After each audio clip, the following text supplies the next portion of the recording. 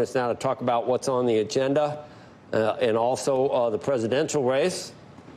South Carolina Republican Senator Tim Scott. I hope you had some coffee, Senator. Hopefully he's a ranking member on the banking committee. And his name, you obviously have heard this, been floated as a potential VP pick for Donald Trump. There's nothing you could do that would get you more high-profile attention than being on Squawk Box, Senator. So this is smart. This welcome. Well, good morning. Good morning. Thanks for joining us again. Well, thanks for helping me with my getting attention on Squawk Box. Anything we can. Powerful show. I watch as a business guy. So thank you. Right. Anything we can do. Just all you got to do is call. So he's going to come on. It's kind of interesting, isn't it, that he's going to probably cut rates in September. Is that too late to actually help whomever the and we'll talk about that, but whether it's President Biden or whoever the nominee is, rates seem like they're going to come down right before the election. Yeah, there's no doubt that Joe Biden broke this economy, and Jay Powell is trying to figure out how to fix the economy. Listen, over the last 3.5 years, what we've seen is a loss of spending power by the average American around $28,000. Rate cuts will be helpful, but the fact of the matter is that doing it in September looks pretty political. I had a conversation with Jay Powell yesterday, and one of the things I left with is that he sees inflation coming down, so the prospect of rate cuts, I think, are going up. But the bottom line is this: if you do it in September, not in July, I think there's going to be a lot of conversations around the political nature of rate cuts. More importantly, though, we have to figure out how to keep this economy thriving for the first-time home buyers. How do we keep single moms like the one that raised me being able to afford buying food 30% higher, putting gas in the car about 45 to 50% higher? Those are the issues that I will talk to Jay Powell about as we have a hearing in about an hour. Yep, and I was having that conversation just yesterday with my son. Actually, he's like, "Well, the economy, blah blah," and I go, "Scotty, oh, his name's Scott, Senator Scott. Scotty, if you have less money every 2 weeks at the end of your paycheck, and you're a mother, and you're saying, 'No, I'm sorry, we're not getting that this time,' or yes, if you're waiting for a paycheck and you have less every couple of weeks than you had before, it's just that simple.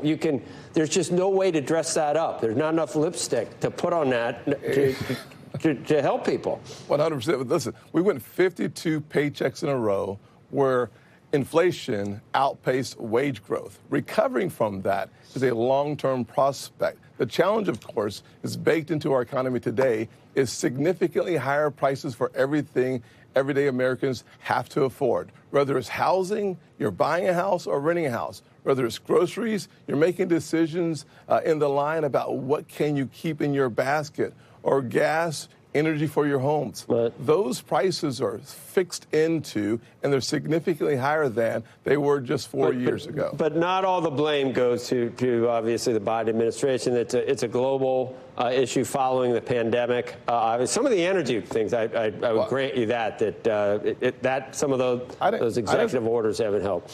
I'd encourage us to look back at the first decision that Joe Biden made, which was to pass a $1.9 trillion spending package with only called a COVID relief package, only 1% for vaccines, less than 10% for COVID-related health. The $1.7 trillion went to fueling the type of economy and inflation that we have today, which led to a 9% inflation in, I think it was June or July in 2021. We haven't recovered from that because Joe Biden doesn't have a clue on how to fix this economy.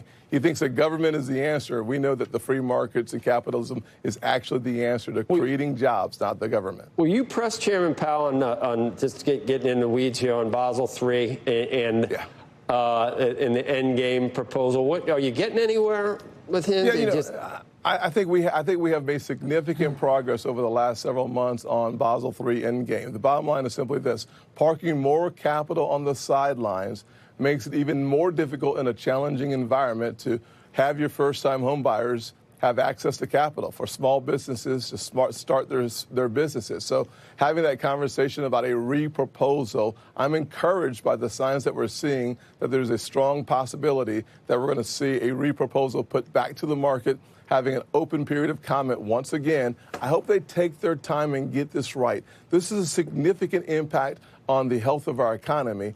And if Jay Powell and the other powers that be are wise, they will take the time to hear from the public, the stakeholders, and then recalibrate even that approach in this final proposal that goes through the APA. Senator Scott, I appreciate the awareness of what the average American is going through in terms of dealing with inflation and having to make really hard choices. But there are certain things that are sort of built into the economy at this point and are being proposed that are inflationary in and of itself. Nearshoring is increasing costs of goods or will increase costs of goods. And the tariffs that President Trump is proposing, 60% on Chinese imports, 10% on all U.S. imports. I mean, while these are proposals, may never actually come to fruition, that's the direction that President Trump would like to go in. Those tariffs would be inflationary as well. How do you reconcile wanting to reduce inflation, ease the burden on average Americans, but also being in the party that is proposing all these tariffs, which would add cost to consumers? Well, let's not forget the fact that while President Trump did a very good job of pushing back on China, what President Biden has done is kept those same tariffs in place. So the question and conversation around tariffs is one that bleeds into this administration. The real question we should ask is, can we have a fair process of trade while being a free trade nation? I think the answer is yes. How do you do that? You do that by pushing back on those bad actors around the globe that continue to manipulate, whether it's their currency, whether it's stealing our IP. We need to make sure that we have in place the kind of headwinds that makes it more difficult for countries like China to lie, cheat, and steal. I think that is what President Trump has done. And frankly, it's one of the reasons why President Biden has not eliminated tariffs.